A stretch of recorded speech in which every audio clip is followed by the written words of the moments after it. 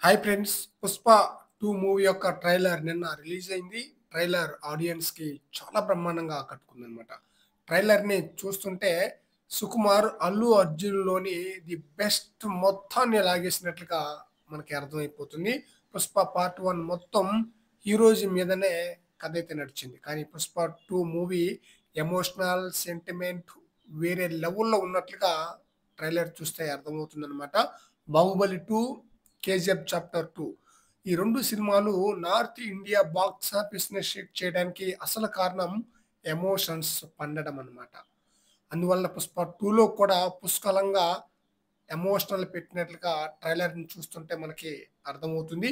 Emotional సన్నివేశాల్లో అద్భుతంగా నటించే హీరోల్లో అల్లు అర్జున్ కూడా ఒకరు. ఈ సినిమాలో హీరోయిన్ రష్మిక చనిపోతుందట. ఆమె శవాన్ని ఎర్ర చందనం కట్టెలతో కాల్చడం మనం ట్రైలర్‌లో గమనించవచ్చు. ఈ సన్నివేశంలో అల్లు అర్జున్ ఎమోషనల్ యాక్టింగ్ మా మామూలుగా ఉండదట. అదే విధంగా పార్ట్ 2లో అల్లు అర్జున్ విలన్స్‌తో చేసే పోరాట సన్నివేశాలు కూడా అద్భుతంగా వచ్చినట్లుగా తెలుస్తుంది.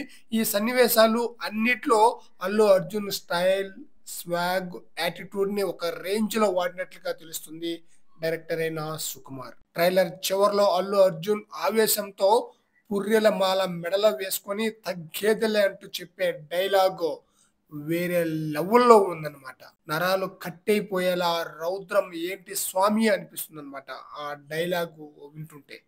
మరి చూద్దాం డిసెంబర్ 5న రిలీజ్ కాబోతున్న 'పుష్ప 2' మూవీ ఏ రేంజ్‌లో ఆడియన్స్‌ని ఆకట్టుకుంటుందో. ఫ్రెండ్స్ ఈ వీడియోపై మీ యొక్క అభిప్రాయాన్ని కామెంట్ సెక్షన్‌లో తెలియజేయండి.